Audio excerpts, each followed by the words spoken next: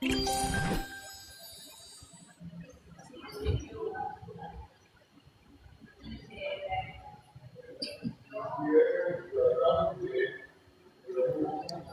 baik. Thank you, Ibu. Jadi sebelum kita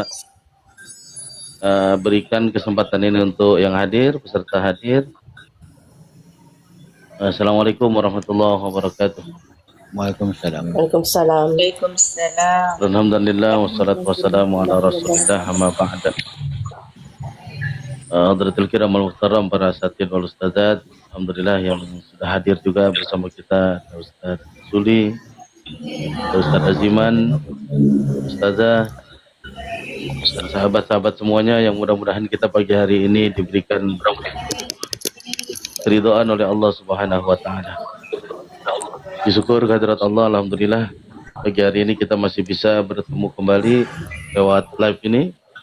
Mudah-mudahan ini jadi salah satu wasilah dimudahkan urusan kita di hadapan Allah nanti. Amin. Kemudian salawat dan salam junjungan besar Nabi Muhammad sallallahu alaihi wasallam, berkat perjuangan beliau membawa umatnya minaz zulumati ila nur atau minadh dhalalati ila huda. Baik, mengawali kajian kita pagi hari ini, seperti kemarin pernah kita bahaskan juga ya, tentang kisah Sayyidah Maryam. Waalaikumsalam. Jadi ini sebagai pembuka, nanti tinggal kita tengok kita masuk kategori yang mana. Kisah tentang Sayyidah Maryam, yang mana Sayyidah Maryam ini karena dulu orang tuanya ini dia bernazar ya, bernazar. Jadi ayahnya Imran, istrinya Imran ini bernazar bahwasanya kalau saya hamil nanti punya anak, maka anak itu akan saya serahkan kepada Allah.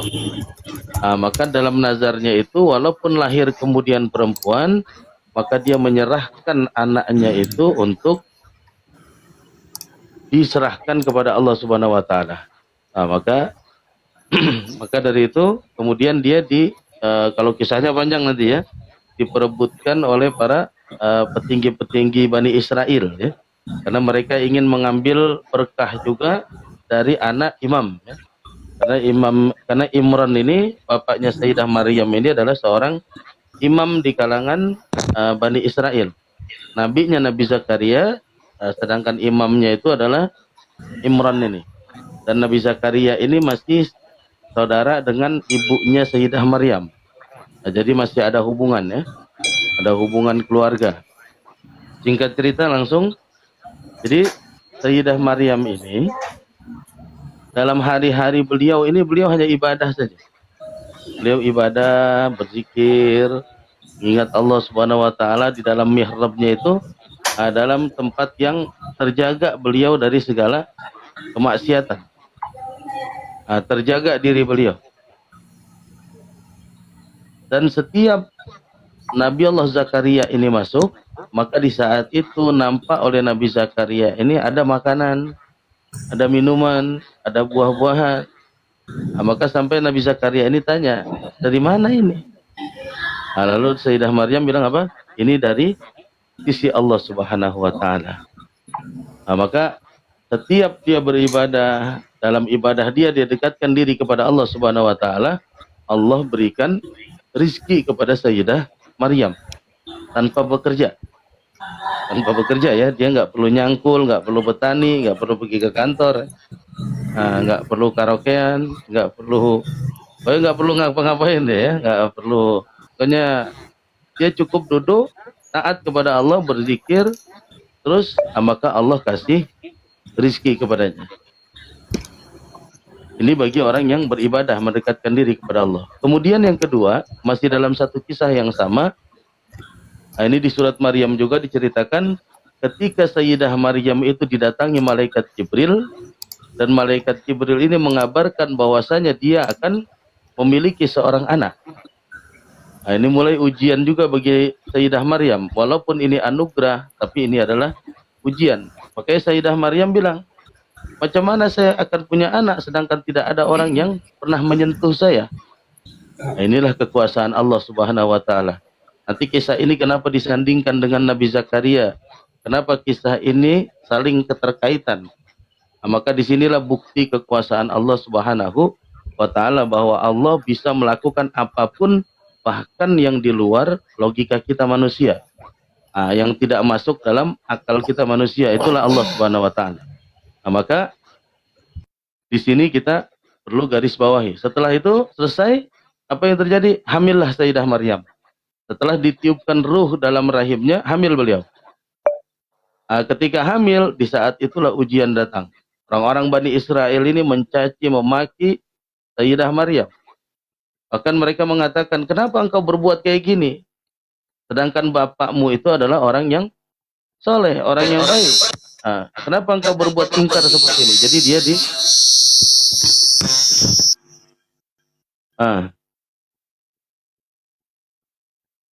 Jadi dia dia dicaci maki, dihina, bahkan sampai terusir dari tempatnya. Ini. Dan di saat sedang berat-beratnya Sayyidah Maryam mengalami ujian itu, maka di saat itu beliau sudah bersandar di batang pokok korma. Di bawah pokok korma. Ketika sudah bersandar, di saat itu memang sudah tidak ada lagi daya upaya yang beliau lakukan. Sudah nggak ada lagi kan? Sudah lelah, haus, lapar, mau melahirkan pula. Datanglah malaikat Jibril alaihissalam. Datang malaikat Jibril, biasanya malaikat Jibril ini kalau datang dia bawa makanan, bawa minuman, ya. Tapi dalam kondisi yang begini ternyata beda malaikat Jibril. Malaikat Jibril nggak serta-merta langsung kasih makanan, langsung kasih minuman, langsung kasih buah-buahan, tidak. Apa kata malaikat Jibril? Wahai Maryam, goyangkan batang kurma itu. Jadi disuruh goyangkan batang kurma.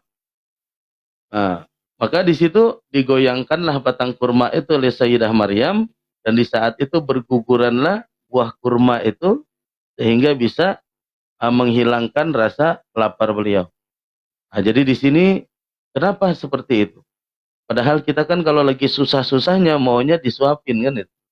Kita kalau lagi sakit enaknya dikasih makan sendiri apa disuapin? Muslimin. Kalau lagi sakit enaknya suap sendiri apa disuapin?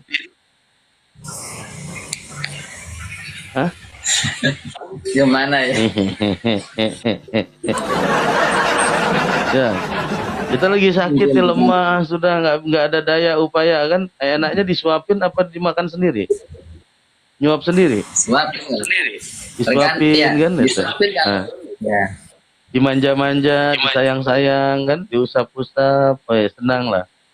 Ini sudahlah dia dalam keadaan seperti kayak gitu, bukan dikasih, tapi malah disuruh usaha lagi. Bayangkan tuh. Ada usaha beliau apa di situ, menggoyangkan batang kurma. Dan ini nanti banyak sekali keterkaitannya dengan kehidupan kita hari ini. Yang kadang kita menganggap ibadah saya sudah banyak, ini saya kayak gini, kenapa ujiannya kayak gini? Kadang banyak sekali nanti kaitannya dengan kehidupan kita hari ini. Maka disitulah letaknya nanti rizki daripada Allah Subhanahu wa Ta'ala. Ada yang di situ lewat ibadah kita semakin mendekatkan diri kepada Allah, di situ Allah buka jalur rizki. Ada yang satu lagi, kita mesti ada usaha. Bahkan di saat kita betul-betul dalam keadaan terpuruk tadi. Diusir dari kampung halaman, dicaci maki, dihina. Bahkan dia nggak tahu apa yang sudah akan terjadi nanti.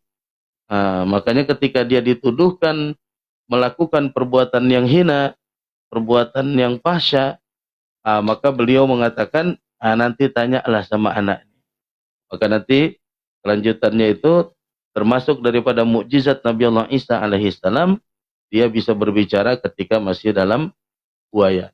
Ya, ketika baru lahir, dia mengakui bahwasanya dia adalah utusan Allah. Utusan Allah, bahwasanya dia adalah Abdullah, hamba Allah ya. Jadi ini ya. Jadi bisa dipahami ya, kisah ini, inilah tentang keterkaitan rizki ya. Maka kalau kita pahami konsep yang rizki ini, insya Allah kita akan terus berupaya, berusaha, bahwasanya jalan-jalan rizki Allah itu banyak. Baik, itu ya, untuk sebagai pembuka ya. Kemudian kita minta dari peserta ya.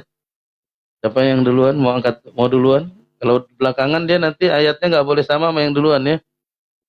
Ya, ingat ya. Assalamualaikum warahmatullahi wabarakatuh. Assalamualaikum warahmatullahi wabarakatuh. Salam warahmatullahi. Insyaallah saya akan membacakan potongan surah At-Talaq, potongan ayat kedua sama ayat ketiga. A'udzu billahi minasyaitonir rajim. Bismillahirrahmanirrahim. Wa man yattaqillaha yaj'al lahu makhraja. Ulangi. Wa man yattaqillaha Coba tengok di situ. Tasdidnya di mana tuh? benar. Bismillahirrahmanirrahim. A'udzu billahi minasyaitonir rajim. Bismillahirrahmanirrahim. Wa man yattaqillaha yaj'al lahu makhraja wa yarzuqhu min haitsu la yahtasib. Wa man yatawakkal 'alallahi fahuwa hasbuh. Innallaha balighu amrih.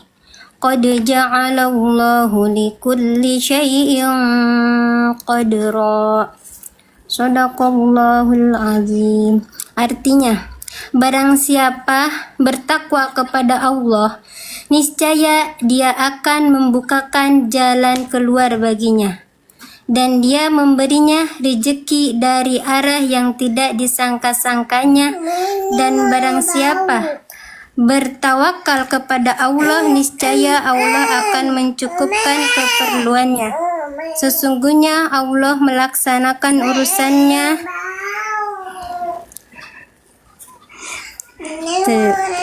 Apa-apa, itu backsound. Ustaz, saya nanti dilanjut. Nggak apa-apa, terus. Backsound itu, bunyi backsound nggak apa-apa dia. Ya. Pada Ziman pun kalau nyanyi dia selalu ada penyanyi latar belakang dia. Ayo nanti aja Ustaz. Parahnya. Astagfirullahaladzim. Oh, lagian kamu yang salah itu. Kenapa nggak dicebokin bola dia kan? Ya udah Ustaz izin dulu bentar ya, nanti lanjutin. Cebok Saya lu cebok. ya. Kamu itu kayaknya yang belum cebok itu, kata anaknya. Bau.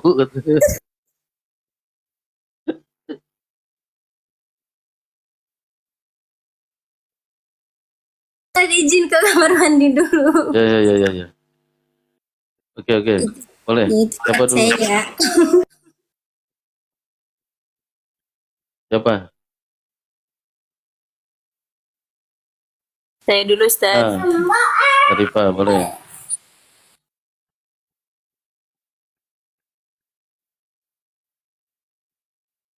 Assalamualaikum warahmatullahi wabarakatuh. Di sini Emang gitu ya bacanya? Di sini saya akan membawakan potongan surat Ibrahim ayat 7.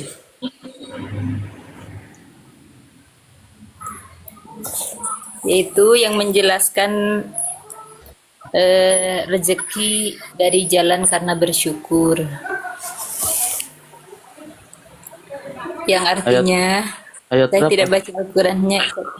Ibrahim ayat 7. Ibrahim ayat 7. Ya, tunggu. Surat Ibrahim ayat 7. Saja bacain. Saya tidak baca dulu hari ini. Cuti. Ya, biar dibacain.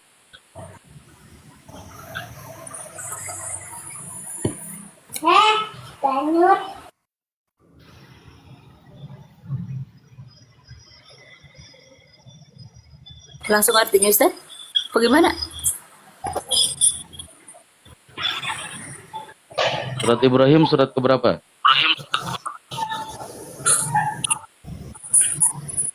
Nggak tahu.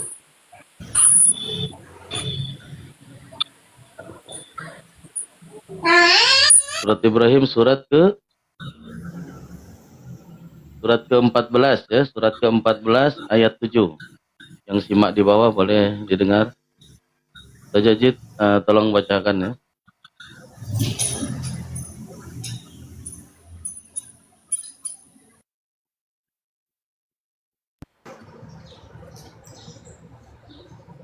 أعوذ بالله من الشيطان الرجيم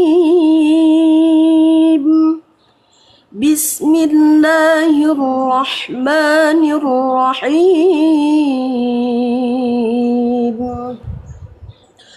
وإذ تأذن ربكم لئن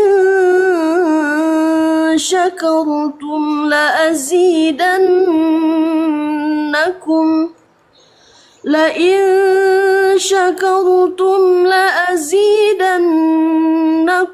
ولئن كفرتم إن عذابي لشديد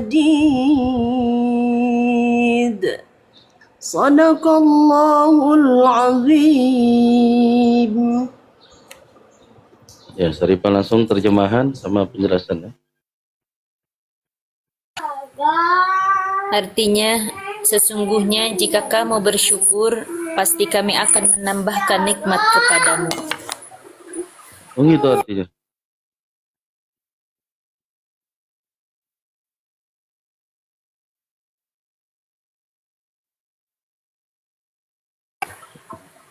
Betul tidak?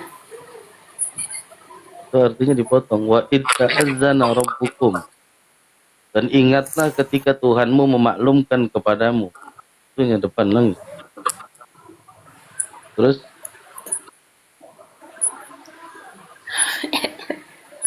Ketahuan searching.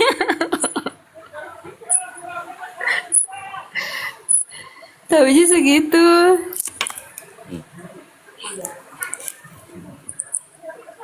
si Muslihuddin protes nanti kalau setengah-setengah baca terjemahnya kan. Ya terus dan Saja sekalian. terus lanjut terus. Barang siapa ya? Terus Iya, catatannya saya cuma segitu, Ustaz. ya udah terus barang siapa? Sesungguhnya jika kamu bersyukur, pasti kami akan menambahkan nikmat kepadamu. Nah, terus dan Udah segitu. habis itu kan masa cuma nambah nikmat doang? Kalau nggak bersyukur, wala in kafartum,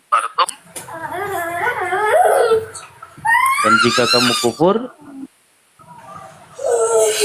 inna azabi lasyadid. Sesungguhnya Akan mendapatkan azabku sangatlah pedih. sangat Ya. pedih. Ya. Oke, kasih penjelasannya. Bismillahirrahmanirrahim. Jadi mungkin penjelasannya, jika kita selalu bersyukur ketika mendapatkan nikmat, itu baik nikmat besar ataupun kecil, maka insya Allah Allah pasti akan menambah kenikmatan itu. Kenikmatan itu bukan hanya rezeki, tapi bisa berupa kesehatan. Contoh kecil, kita bisa bernapas, bisa mengerti, itu termasuk rezeki yang sudah Allah berikan kepada kita. Ini siapa yang ngomong?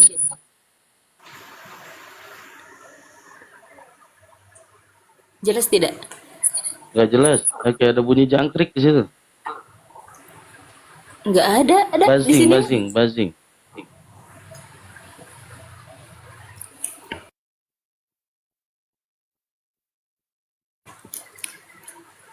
Oke, coba lagi. Ya, jadi sentiasalah kita bersyukur dalam hal apapun, supaya Allah selalu memberikan kenikmatan kepada kita. Dan apabila kita tidak bersyukur atas nikmat yang telah Allah berikan kepada kita, maka Allah akan memberikan siksa yang sangat pedih. Gitu, Ustazah. Mungkin hanya itu yang bisa disampaikan. Selebihnya saya silakan kepada Ustaz. Itu baca terjemahnya aja itu. Maksudnya kayak mana gitu. Berarti rezeki lewat jalur apa kalau kayak gitu kan? Jadi rezeki lewat jalur bersyukur. Jadi apabila kita mendapatkan rezeki, baik sedikit ataupun besar, maka sentialah kita selalu bersyukur atas rezeki tersebut, gitu. Berarti harus dapat dulu ya. Harus dapat dulu baru bersyukur ya. Iya kan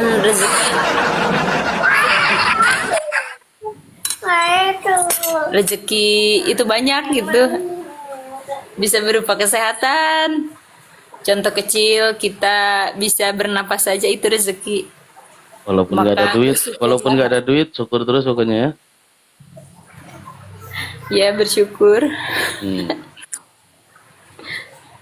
Begitu. Mungkin hanya itu yang saya tahu. Selebihnya saya persilahkan kembali sama Ustadz. Iya. Ustadz Jazuli mungkin boleh menjelaskan lebih ini ya. Ning dengar Sarifan jelasin putar kanan kiri ya.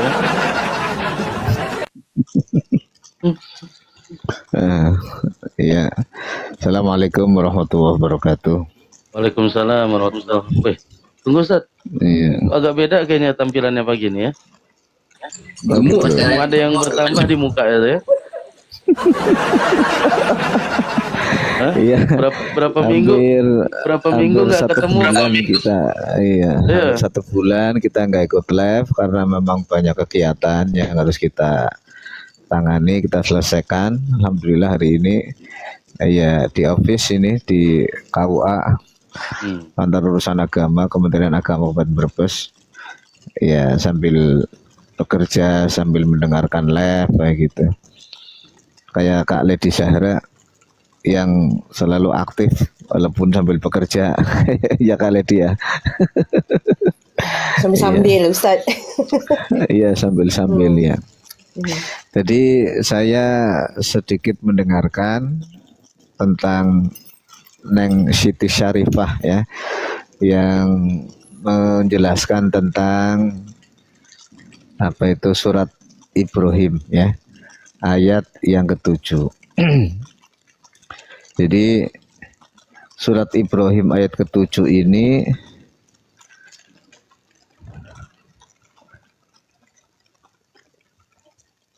menyampaikan tentang janji Allah Subhanahu wa ta'ala bahwa jika hambanya itu bersyukur atas nikmat yang diberikan, maka nikmat tersebut akan bertambah. Sebaliknya, jika hamba kita semuanya sebagai hamba itu mengingkari atau kufur nikmat atas yang Allah berikan kepada kita, maka naudzubillah min dzalik, Allah akan memberikan siksa yang sangat pedih.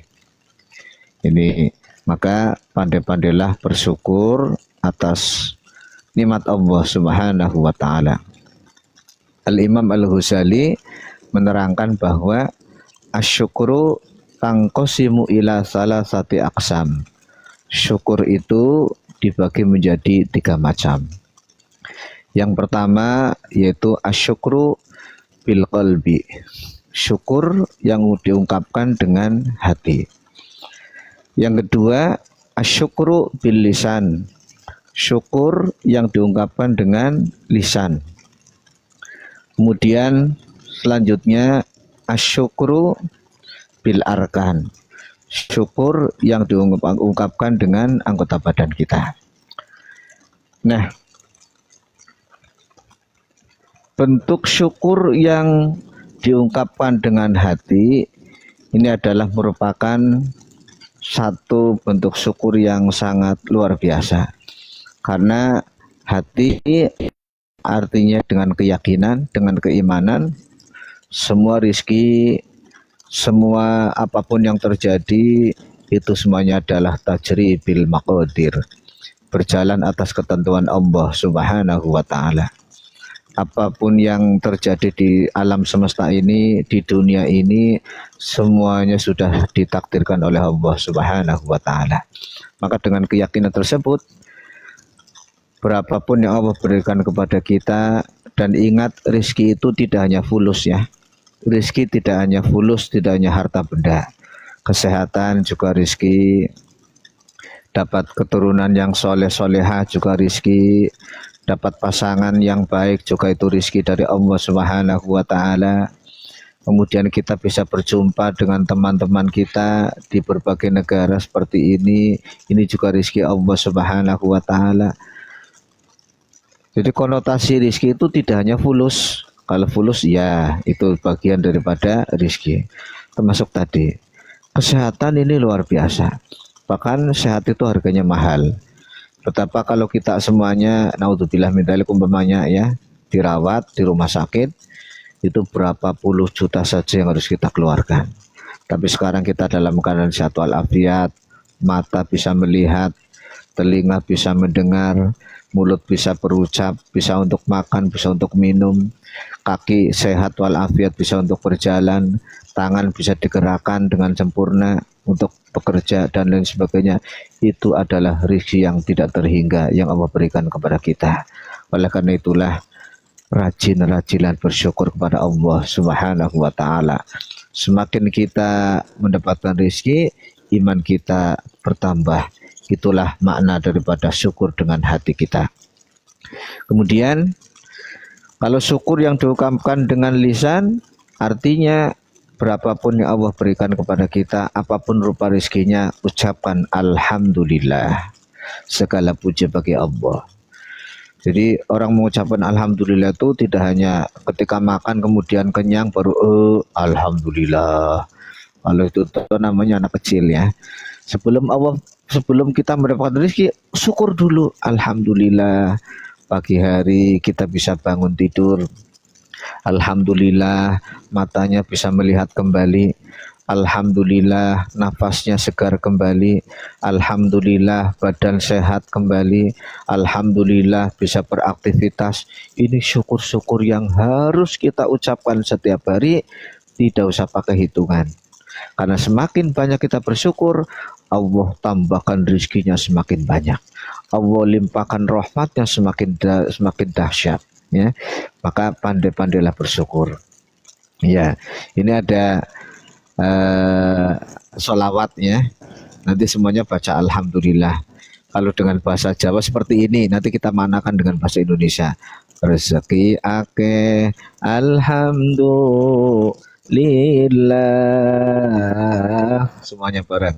Rezeki akeh baca alhamdulillah. Alhamdulillah. Rizki barokah alhamdulillah. Anak pada nurut alhamdulillah. Bojone mbrengut alhamdulillah. Jadi seorang istri itu jangan suka perengat-perengut, cemberut gitu ya. Jadilah seorang istri yang murah senyum, yang taat kepada suaminya, taat kepada pasangannya, kemudian senang murah senyum, tidak senang cemberut ya. Berapapun yang diberikan oleh sang suami, syukur alhamdulillah. Terima kasih wahai kekasihku, terima kasih wahai suamiku. Masya Allah ya. Ini luar biasa sehingga timbul keharmonisan dalam kehidupan rumah tangga ya. Maka biasakan ucapkan alhamdulillah. Iya. Yang terakhir, yang ketiga, kata Imam Al-Ghazali, asyukru bil arkan. Syukur yang diungkapkan dengan anggota badan, dengan tindakan kita. Ya. Artinya orang mengungkapkan rasa syukur dengan tindakan, kita mau imtisalu awamirillah wajtinabun nawahihi, melaksanakan perintah Allah Subhanahu wa taala dan meninggalkan apa-apa yang dilarang oleh Allah Subhanahu wa taala. Jadi realisasi daripada syukur itu adalah takwa Allah, takwa kepada Allah. Secara lughat takwa itu artinya takut, al-khauf ya, takut. Budi kalau bahasa Jawanya takut ya. Kalau kita takut kepada makhluk, contoh takut kepada macan, kepada singa ya, kepada binatang buas, kita menjauh. Tapi kalau kita takut kepada Allah Subhanahu wa taala, kita harus semakin mendekat. Dengan cara apa? Perbanyak ibadah kita kepada Allah Subhanahu wa taala. Dandani sholat kita semuanya dengan melaksanakan dengan sebaik mungkin, syarat rukunnya dibawa ya, kalau bisa berjamaah, karena kalau sholat berjamaah pasti diterima oleh Allah Subhanahu wa taala. Tapi kalau kita sholat sendirian kadang-kadang lupa, ini sudah 2 rakaat apa udah 3 rakaat ya, itu kalau seperti itu Muslihuddin atau Siti Syarifah ya, maka tadi saya bingung sudah 2 apa 3. Kalau urusan sholat ambil yang sedikit, baru 2. Nanti tinggal nambahin 2 rakaat lagi. Tapi kalau urusan di warung makan umpamanya, tadi saya makan sate berapa ya? 4 tusuk apa 5 tusuk? Berapa itu? Pilihnya yang 5 tusuk, yang banyak ya. Kalau urusan makanan yang banyak. Berarti kalau memang baru makan 4, satunya sedekah, seperti itu. Tapi kalau urusan ibadah, baik itu tawaf ya. Tadi saya udah berapa putaran tawafnya? Sudah 5 apa baru 6 apa sudah 6? Nah, ambil yang sedikit, 5 gitu. Yakinkan yang sedikit. Nanti tinggal nambahi lagi. Itu kalau urusan ibadah. Saya sholatnya udah 2 rakaat apa 3 rakaat, ambil yang sedikit, 2 rakaat gitu. Tapi kalau urusan tadi makanan atau di warung ataupun dimanapun kita berada, ambil yang banyak. Kalau memang baru 4 ternyata udah 5, kalau memang sudah ambil 5 ternyata baru 4, maka satunya adalah sedekah. Itu penjelasan dari Al-Imam Al-Ghazali di dalam kitab namanya Ihya Ulumuddin. Demikian, terima kasih. Assalamualaikum warahmatullahi wabarakatuh. Assalamualaikum. Makasih banyak Ustaz. Aminah, boleh lanjut? Saripah, nyimak nggak Saripah? Nyimak Ustaz. Coba kalau emang nyimak, mau tanya dulu. Boleh. Jadi Imam Al-Ghazali mengatakan syukur itu terbagi beberapa hal. Apa saja dia? Apa saja? Yang pertama? Yaitu syukur yang diungkapkan dengan hati. Kedua, syukur yang diungkapkan dengan lisan. Yang ketiga, syukur yang diungkapkan dengan adab. Iya, speakernya rusak mungkin. Kalau ngomong no. Saya nggak dengar kata dia kan. Iya, kamu yang ngomong, kami yang dengar. Apa? Oke, baik. Iya. Jadi itu ya, berarti nyimak. Jadi ada syukur bil qalbi, bil lisan, bil arkan ya. Insya Allah saya nyimak Ustaz. Cuma ini hari anaknya lagi kurang mendukung. Mohon maaf. Ya, Aminah. Lanjutkan, Aminah. Cebok belum? Udah cebok belum? Udah.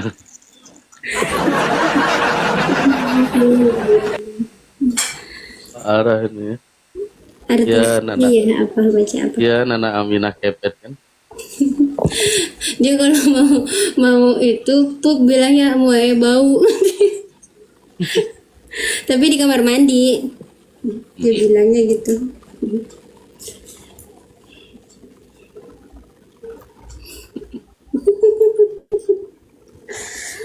Assalamualaikum warahmatullahi wabarakatuh.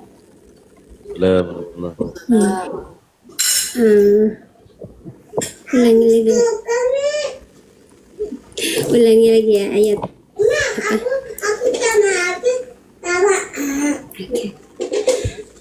apa artinya? Bismillahirrahmanirrahim, artinya potongan ayat kedua surah At-Talaq dan ayat ketiga. Bismillahirrahmanirrahim.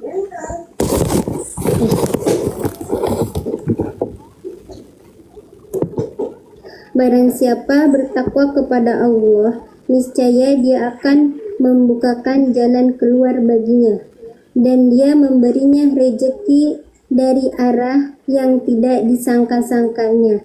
Dan barang siapa bertawakal kepada Allah, niscaya Allah akan mencukupkan keperluannya. Sesungguhnya Allah melaksanakan urusannya. Sungguh Allah telah mengadakan ketentuan bagi setiap sesuatu. Insya Allah. Dari ayat ini sebenarnya udah sering ya, Mak Ustadz, Ustazah juga sering dijelaskan, sama Abah juga sedikit aja ini. Dari ayat ini jadi setiap orang yang bertawakal, mantap, bertawakal kepada Allah, dia maka apa? Pada setiap orang yang beriman dan bertawakal kepada Allah, maka dia apa? Akan dibukakan segala jalan keluarnya, segala kesulitannya akan dibukakan jalan keluarnya. Barang siapa kepada orang apa? Orang yang bertakwa, apa sih itu takwa? Kata tadi Pak Ustadz udah kan ya, udah dijelaskan juga. Takwa itu apa? Pokoknya kamu ngomong gitu aja. Jadi yang bagian ini nggak perlu saya bahas, ini udah dijelasin kemarin sama Ustadz kan. Iya itu. Apa itu takwa? Kemarin ini juga udah dijelasin kan. Udah berkali-kali. Nah, ini yang saya mau sampaikan juga. Ini kebetulan udah disampaikan juga kemarin, jadi ya mungkin itu aja kan terakhir itu. Ini ulang-ulang kaji ya. Ulang-ulang kaji, makanya kadang kita kalau belajar sesuatu itu harus mengulang-ulang. Tahu Imam Syafi'i enggak? Iya. Imam Syafi'i tahu ya? Imam Syafi'i itu sebenarnya cerdas. Beliau itu kalau mau pergi ke pasar, makanya beliau itu kalau lewat jalan itu, beliau tutup telinga beliau. Kanan kiri itu masuk telunjuk beliau itu tutup kanan kiri. Kenapa? Kalau beliau lewat jalan misalnya dari rumahnya pergi ke masjid, lewatin pasar, maka apa yang terdengar di jalan itu semua terngiang-ngiang sama beliau. Bayangkan. Cerdas nggak tuh? Saking cerdas. Kalau kita kadang sudah berbuih guru kita ngomong kan, guru sudah berbuih ngomong berulang-ulang kan kagak masuk-masuk juga. Ya udah diulang-ulang kagak masuk juga kan, itu kita kalau kita kadang. Nah, tapi beliau itu nggak perlu diajarin, artinya lewat saja. Ini orang ngomong nih, ada ibu-ibu lagi tawar menawar buah misalnya, ini buahnya harganya sekian, ini. Ayo ayam potong. Ini, yang itu masuk semua dalam pikiran beliau tuh. Saking nyangkut semua apa yang terdengar ya. Makanya orang memang ada yang kadang mudah hafal, mudah lupa. Ada yang mudah hafal, susah lupa. Ada yang susah hafal, susah lupa. Yang parah ini susah hafal, mudah lupa. Ini yang kacau ya. Sudahlah ngapalnya mati-matian kan, setelah hafal lupa lagi kan. Ini tapi mending ada usaha. Makanya apa yang sudah kita hafal walaupun sudah terlupa, insya Allah tetap ada pahalanya. Yang penting kita ulang lagi. Karena yang dinilai bukan cuman hasil, tapi yang dinilai adalah proses. Tapi dulu Imam Syafi'i pernah mengeluh juga kepada gurunya kan. Sakautu ila waqi'in su'ahibdin. Aku mengeluhkan keadaanku kepada guruku. Su'ahibdin, aku merasa kesulitan dalam menghafal. Bayangkan orang semacam itu merasa kesulitan dalam menghafal ya. Secerdas itu bisa merasa kesulitan kan. Kita kalau kita secerdas ini gitu ya. Sombong pula ya. Beliau secerdas itu masih bilang sakautu ila waqi'in su'ahibdin, kata beliau. Saya kesulitan dalam menghafal itu. Kalau kita kayak beliau nggak mungkin kita bilang kayak gitu kan. Maka gurunya bilang apa? Sakautu ila waqi'in su'ahibdin fa arsadani ila tarkil ma'as. Aku mengeluhkan keadaanku kepada guruku, maka guruku menasihatiku, fa arsadani ala tarkil ma'asi. Maka guruku menasihatkan kepadaku untuk meninggalkan maksiat. Fa innal ilma nurun wa nurullah la yuhdalil asih. Karena ilmu Allah itu cahaya, dan cahaya Allah tak akan diberikan kepada orang yang bermaksiat, ya, bermaksiat. Jadi ini salah satunya ya. Jadi ilmu perlu kita belajar walaupun ngulang-ngulang. 40 kali. Kadang Imam Syafi'i ketika menghafal sesuatu diulang sampai 40 kali. 1 kali, 2 kali, 3 kali, 4 kali, 5 kali, sampai 40 kali. Coba kalau kita kadang baru mulai saja, ayo hafalkan ini. Aduh, angel, susah. Belum apa-apa sudah bilang susah. Padahal kita belum ngulang 40 kali aja belum ngulang. Paling 1, 2 kali, 3 kali, 5 kali udah capek. Nah, ini orang seperti itu saja sampai seperti itu cara belajarnya kan. Nah, maka mudah-mudahan kita bisa ngambil ya, bisa ngambil iktibar, bisa ngambil pelajaran dari orang-orang soleh terdahulu bagaimana mereka menimba ilmu. Nah, bahkan Imam Syafi'i ini memang sangat banyak ya, walaupun di usia beliau usia muda ya, 53 tahun. Ya, usianya hanya 53 tahun. Wafat di usia 53 tahun. Imam Syafi'i muda masih. Umuran Ustaz Aziman lah. Ustaz Aziman 53 ya. Oh, salah 35. Lupa pula saya sebutnya. Ustaz Aziman 35 ya. Nah, jadi di usia beliau yang seperti itu, tapi ilmunya sampai hari ini sangat luar biasa. Sampai suatu hari ada kisah nih tentang Imam Syafi'i yang bertamu ke rumah Imam Ahmad. Ya, karena Imam Ahmad ini, karena imam-imam ini kadang mereka saling mengambil ilmu. Makanya karena di sini Imam Syafi'i lebih dulu, maka Imam Ahmad dikatakan juga sebagai muridnya juga Imam Syafi'i. Ketika beliau bertamu ke rumah Imam Ahmad, ini makannya agak banyak Imam Syafi'i ini. Jadi makan agak banyak kan. Jadi Imam Ahmad ini punya anak kan. Anaknya ini memperhatikan terus nih. Ini bapak saya mau kedatangan tamu orang hebat, orang mulia, orang yang sangat luar biasa. Jadi ketika datang dihidangkan makanan, Imam Syafi'i makan agak banyak. Ini diperhatikan ternyata sama anaknya. Masa ini imam makannya banyak kan? Nah, nanti ada ceritanya tuh kenapa makannya banyak kan? Nah, kalau Mustiudin dia minum aja dia, nggak ada makan kan? Apalagi kalau kita undang Ustadz Jazuli kan, paling ngambil kuahnya aja, nggak ada ngambil nasinya. satu bulan makan ubi kan, Masya Allah. Jadi kalau saya nggak sanggup tembung. Jadi Imam Syafi'i datang makan agak banyak kan. Ketika makan agak banyak, jadi anaknya ini tengok, ini kok makannya banyak.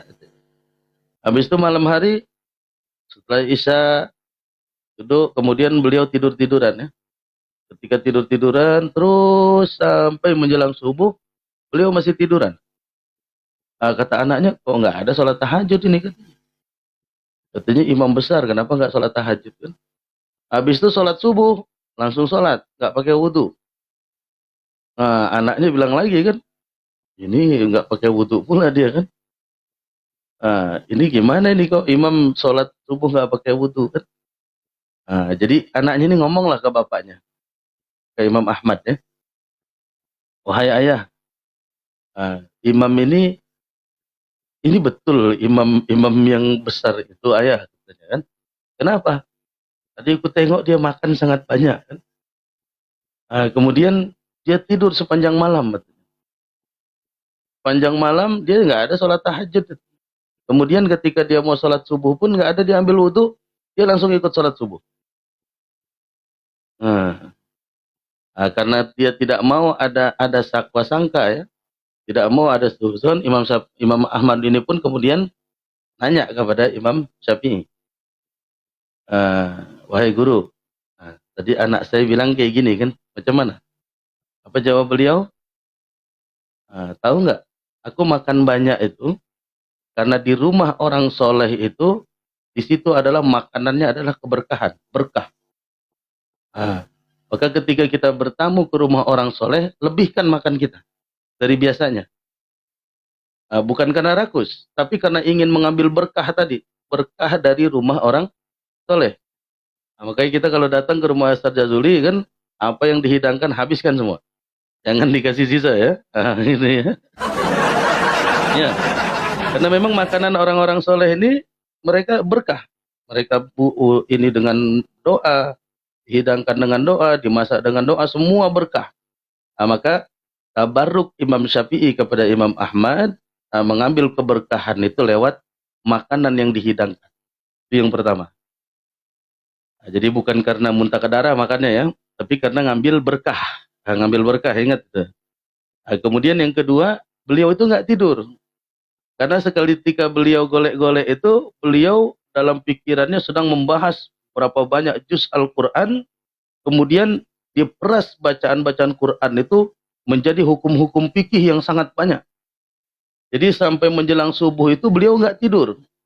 Beliau itu sedang mengeluarkan dari ayat-ayat Al-Quran itu tentang hukum-hukum fikih yang sangat penting bagi kehidupan manusia. Sampai hari ini yang kita rasakan. Makanya ketika sholat subuh, kalau tahajud, ibaratnya dalam sholat dibandingkan dengan dia tuntut ilmu tadi, dengan mengeluarkan fatwa-fatwa keilmuan ini, tentu derajatnya lebih tinggi. Kemudian ketika sholat subuh, dia nggak payah wudhu lagi, karena wudhu di sholat isya ini masih ada sampai subuh. Barulah kemudian anaknya ini paham. Jadi itu salah satu kisah ya, keutamaan daripada Imam Syafi'i. Memang tidak ada banding ya, luar biasa keilmuan beliau. Baik, lanjut Aminah.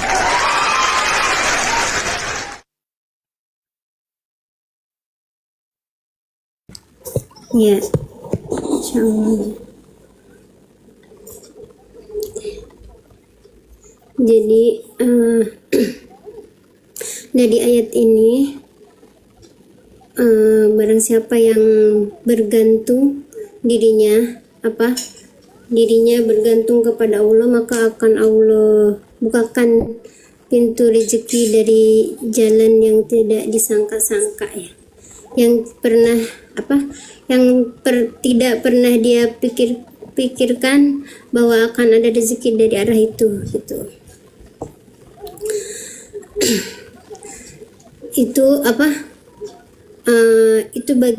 Jadi Allah akan memberikan jalan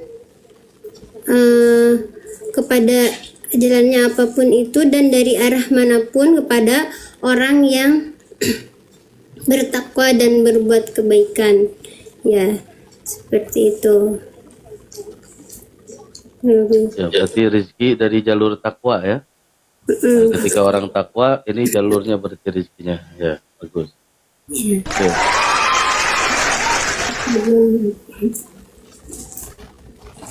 Ya baik, kita tadi rencana sampai jam 9 ya. Ini udah jam 9 kurang 5 menit. Nggak usah Mustiudin berarti, Ustaz Aziman aja langsung. Gulung Ustaz. Nanti Ustaz Aziman dia marah pula sama saya kan. Saya udah duduk kan, saya cuma jadi pendengar aja kan dari awal sampai akhir. Ingat nak buat dia diam je, dia panggil juga. Ingat nak diam saja tadi. Okay, tapi Ustaz dah duduk berapa kali kod handsome. Mestilah Ustaz Ustaz MYU besarkan Ustaz Cik Jodoh. Itulah. Oke, acara kita ganti, judulnya adalah Take Me Out. 14 menit waktu berlalu. Siapa yang memilih Ustaz Aziman boleh tetap on cam-kan kamera. Yang tidak memilih boleh off-kan kamera. Kita tengok siapa di dalam kotak ini yang memilih beliau.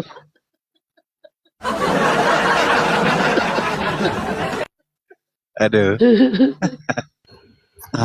Tadi nak breakfast sebenarnya. Malam ni pakai make up lebih-lebih Ustaz. Apa dia? Malam ni kau pun Salim pakai make up lebih-lebih. Tak ada make up. Guys. Ya, nanti malam Ustaz Aziman mau praktek sihir ya. Jadi yang mau hadir Waalaikumsalam. Assalamualaikum warahmatullahi wabarakatuh. Waalaikumsalam. Waalaikumsalam. Selamat pagi semua and very good morning. Alhamdulillah, Good morning. pertamanya syukur kepada Allah SWT. Kita telah membahaskan dua ayat pada pagi ini, surah Ibrahim dan surah Tolak. Ayat 2. Kalau kita tengok kepada surah Ibrahim tadi, sebab-sebab turun ayatnya adalah kisah daripada kaum Bani Israel yang bersyukur terhadap cengkaman, terlepas dari cengkaman apa nama Firaun. Yang mana Firaun ni kita tahu seorang raja yang zalim yang membunuh kanak-kanak lelaki dan membiarkan kanak-kanak perempuan. Nah, hasil daripada kesyukuran itulah mereka diberi nikmat oleh Allah SWT. Jadi kisah Bani Israel ni panjang lah, kita nak bahaskan. Jadi sekadar sinopsis secara ringkas lah. Sebab turun ayat itu. Jadi dalam apa jua kesimpulan kita boleh ambil, dalam apa jua keadaan kita dalam kehidupan kita ini, kita kena kembali kepada Allah SWT. Mutakhir ni kita melihat apabila manusia dia buntu, dia menghadapi sebarang situasi, masalah dan sebagainya, kita lihat teruk ni, ramai yang mengambil tindakan yang tidak berlandaskan kepada agama. Kalau kita lihat hari ini di Amerika Syarikat, kadar membunuh diri cukup tinggi. Boleh dikatakan setiap hari bunuh diri. Kalau jabatan di Los Angeles ke mana, saya lupa, ataupun California ke mana, satu jambatan tu memang tempat orang bunuh diri setiap hari. Inilah orang yang jauh daripada agama. Dan sehingga ini kerajaan Amerika Syarikat sediakan satu public phone.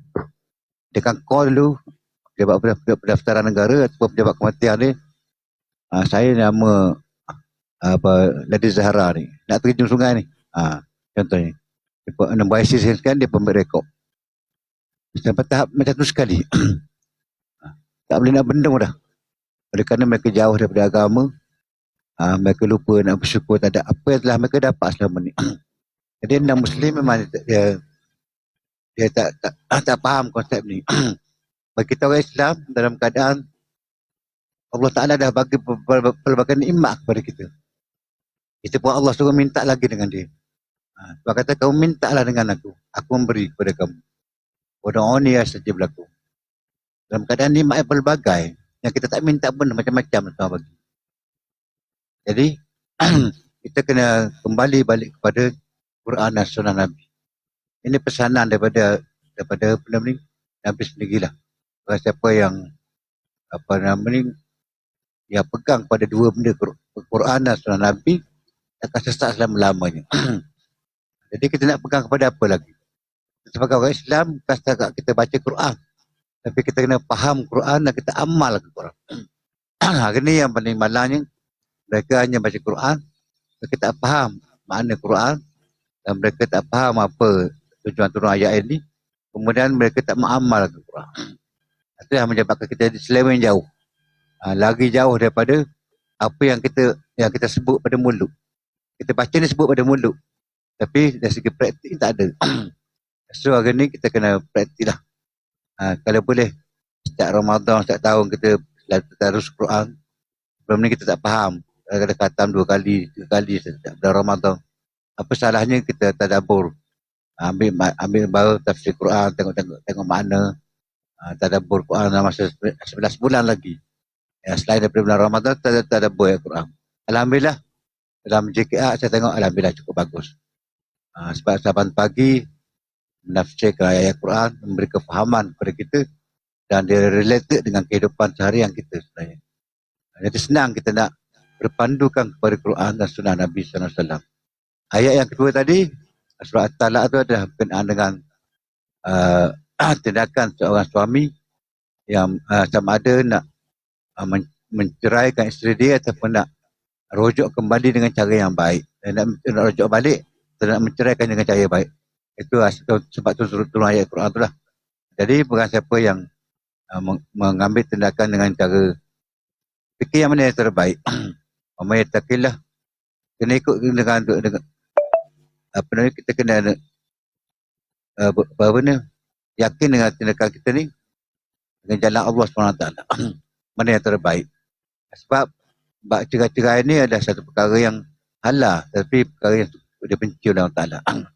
Kalau tindakan cerai itu boleh membawa kepada kebaikan, lebih banyak kebaikan. Kalau perkahwinan ni boleh menyebabkan kepada ni kita tak boleh nak ke surga dan sebagainya, maka itu yang terbaik. Tapi kalau ke apa namanya, dia boleh membaiki lagi hubungan dan sebagainya, kita rujuk kembali, itu juga yang terbaik. Mana mamai takillah ya ja'alahu makhraja. Orang siapa yang bertakwa kepada Allah, ya ja'alahu makhraja. Mana bila kita kembali kepada Allah Ta'ala, kebuntuan apa yang kita alami selama ni, Allah Ta'ala akan buka jalan. Mamai takillah ya ja'alahu makhraja. Sebarang masalah apa, kesulitan apa pun, Tuhan akan buka kepada kita. Step by step, akan nampak kepada kita. Kemudian bukan itu saja, bukan setakat masalah yang dibukakan kepada kita, tetapi Allah Ta'ala akan bagi rezeki daripada pihak yang tidak disangka. Hasil daripada ketakwaan kita kepada Allah Subhanahu Wa Ta'ala. Lepas tu bagi orang Islam, kita kena yakin bahawa rezeki di tangan Allah Subhanahu Wa Ta'ala.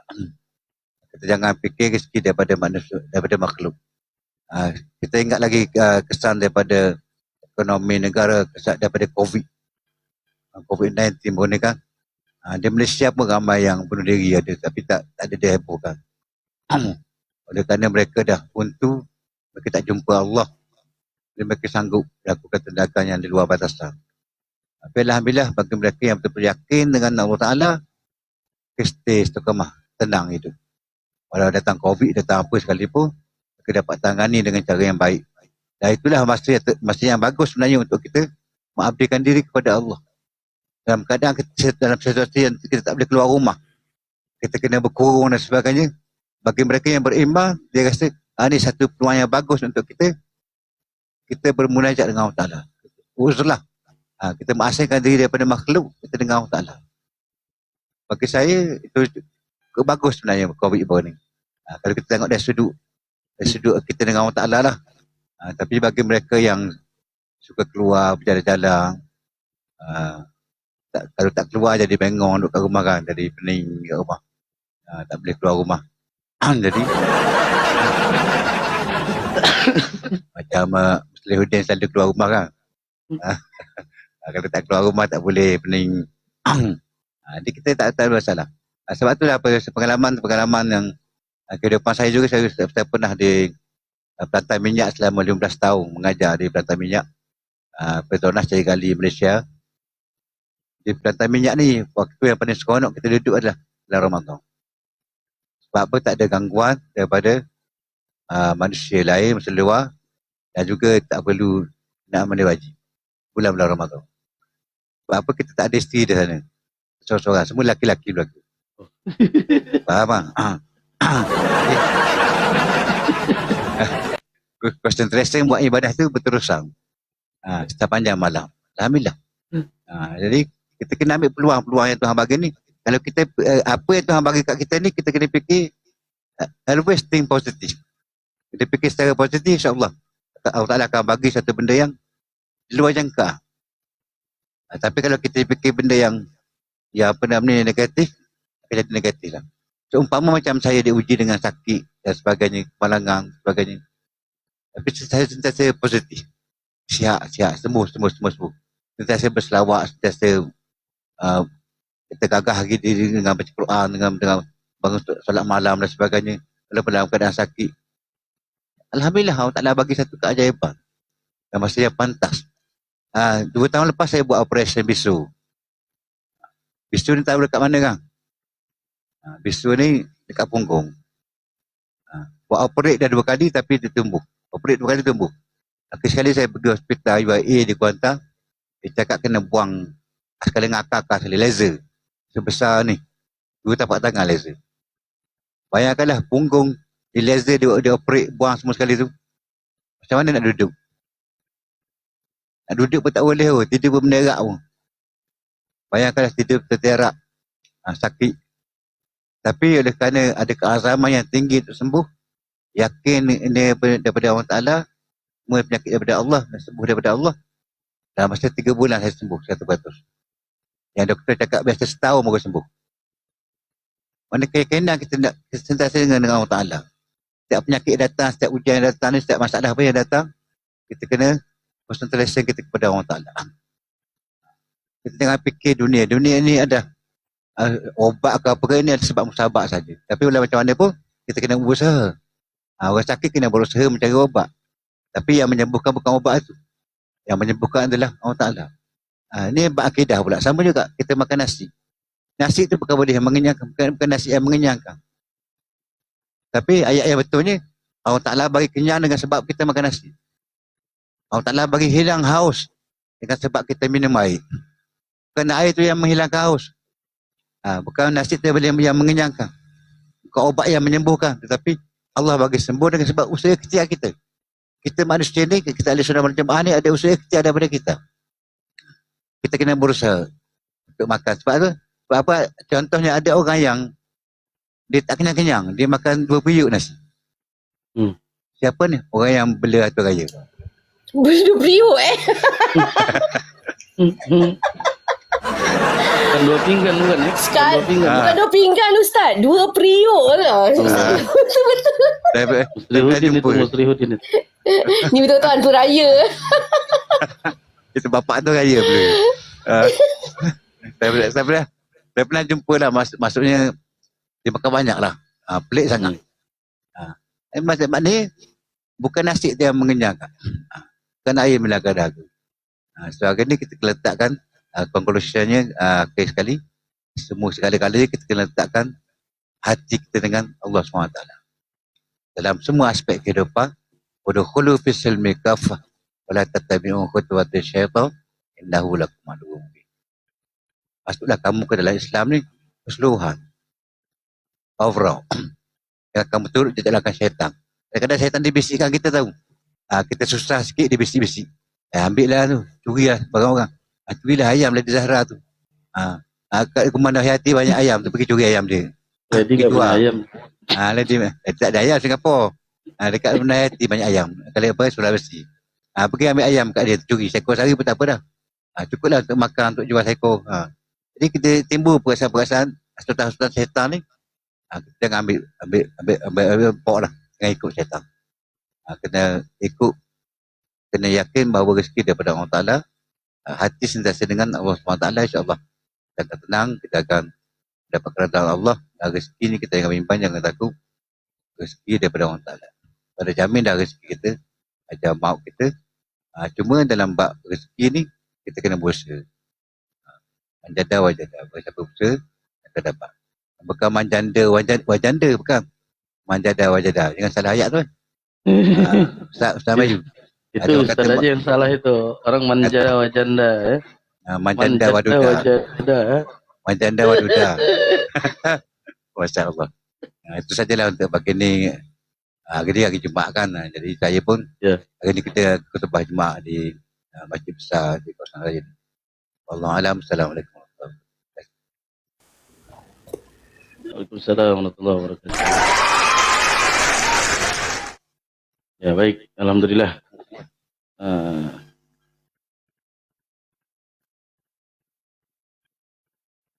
Sekarang kalau tak Yazuli sebenarnya. Nur Hayati ada soundcard di situ? Hobi sebulan. Ada. Ya, lagu tentang syukur coba kita buat apa ini satu lagu untuk syukur ya. Apa tajuknya Ustaz? Syukur. Rehan. Ini penyanyinya Mr. Jack.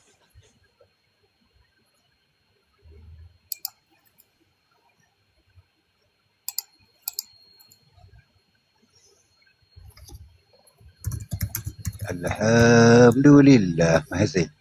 Mahir Zain. Akhirnya.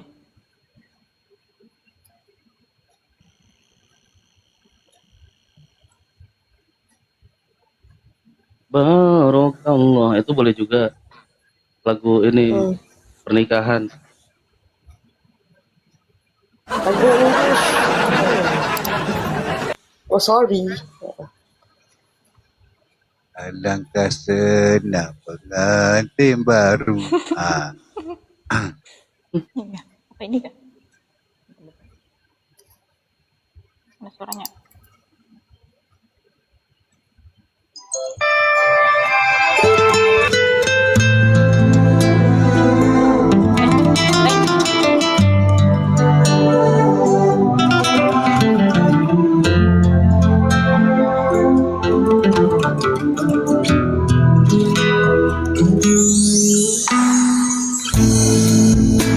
Aku bersyukur kau di sini kasih, di kalbuku mengiringi, dan padamu ingin ku sampaikan. Kau cahaya hati, dulu ku palingkan diri dari cinta, hingga kau merubah segalanya. Itu lagu untuk Ustaz Ziman. Cik Jodoh. Oh, parah. Parah. Ya Allah.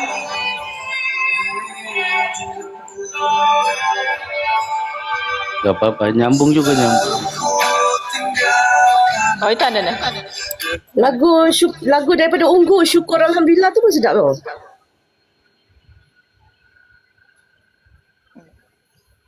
Aduh.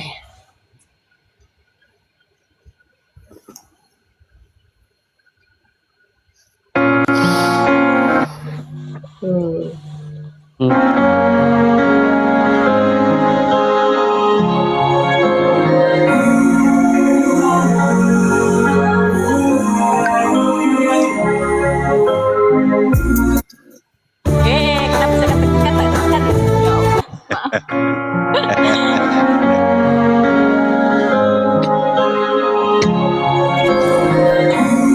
Pasti itu.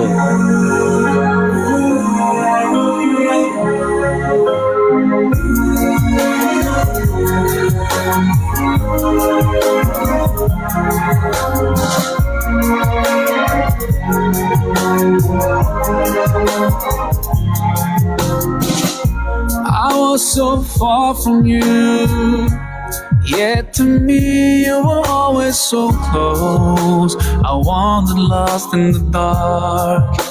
I closed my eyes to all the signs you put in my way. I walked every day further and further away from you. Oh Allah, you brought me home. I thank you with every breath I take. And Alhamdulillah, Alhamdulillah, all praises to Allah, all praises to Allah. Alhamdulillah, Alhamdulillah, all praises to Allah, all praises to Allah. I never thought about all the things you have given to me. I never thanked you once.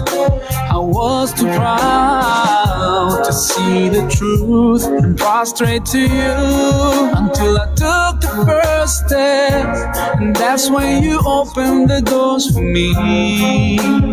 Now, I realize what I was missing by being far from you. And Alhamdulillah, Alhamdulillah, all praises to Allah, all praises to Allah. And Alhamdulillah, Alhamdulillah, all praises to Allah, all praises to Allah.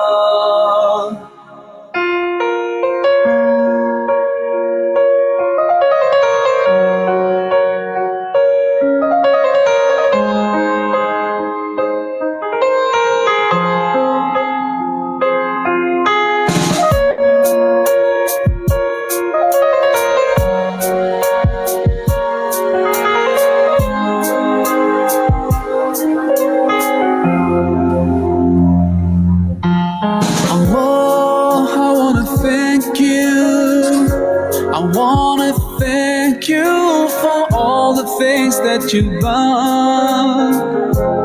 done for me through all my years I've been lost.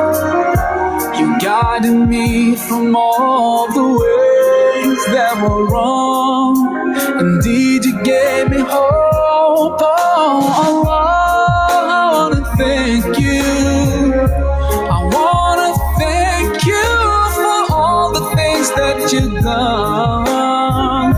You've done for me through all my years I've been lost. You guided me from all the ways that were wrong. I wanna thank you for bringing me home. Alhamdulillah, Alhamdulillah. All praises to Allah, all praises to Allah.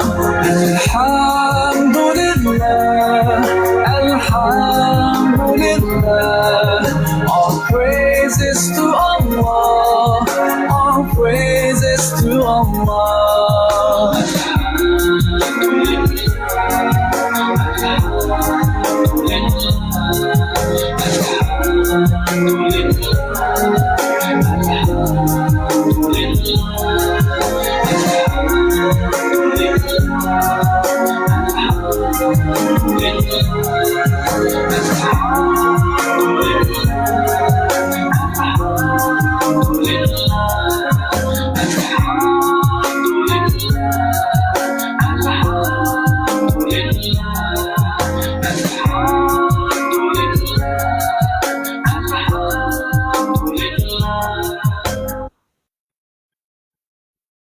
Ya. Alhamdulillah.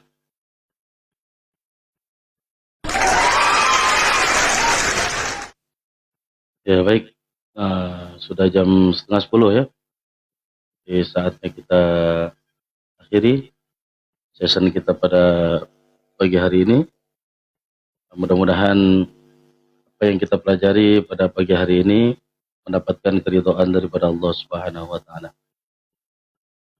Mari sama-sama kita munajat, berdoa pada Allah Subhanahu wa taala, mudah-mudahan yang kita niatkan, kita hajatkan semua dikabulkan oleh Allah Subhanahu wa taala.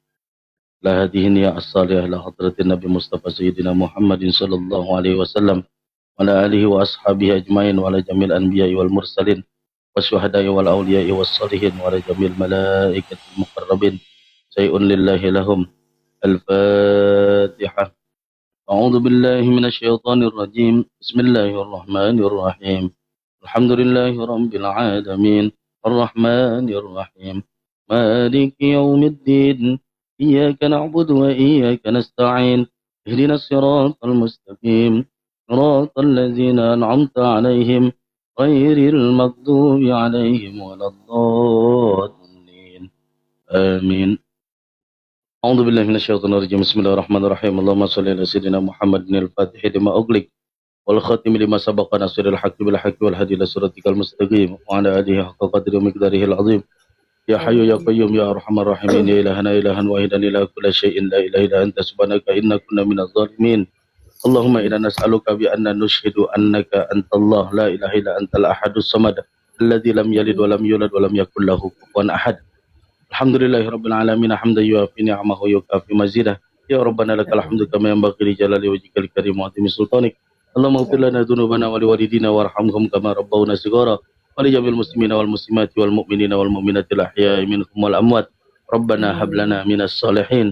Rabbana la tuzigh qulubana ba'da idh hadaytana wa hab lana min ladunka rahmatan innaka antal wahhab. Rabbana atina fid dunya hasanah wa fil akhirati hasanah wa qina adzabannar. Walhamdulillahi rabbil alamin.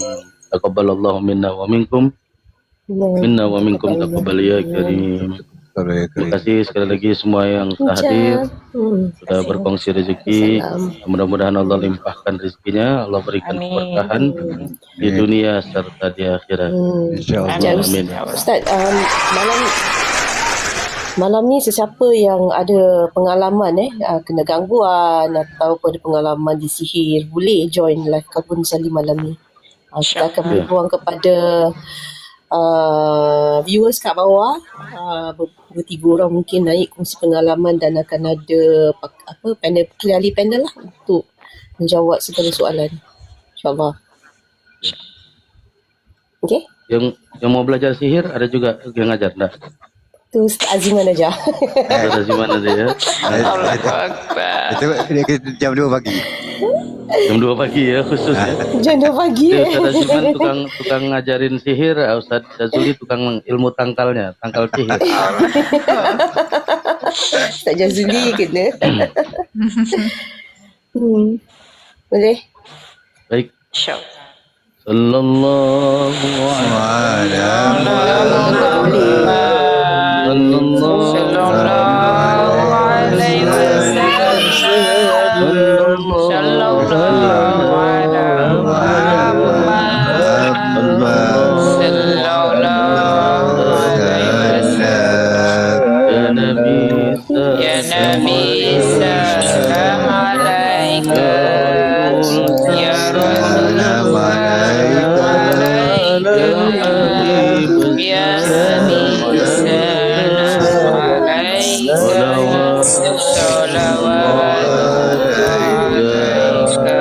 Allahumma sholli ala sayyidina Muhammad. Allahumma sholli ala sayyidina Muhammad. Allahumma sholli ala sayyidina Maulana Muhammad. Takbir. Allahu Akbar. Allahu Akbar. Takbir. Allahu Akbar. Terima kasih semuanya. Terima kasih. Assalamualaikum warahmatullahi wabarakatuh. Waalaikumsalam.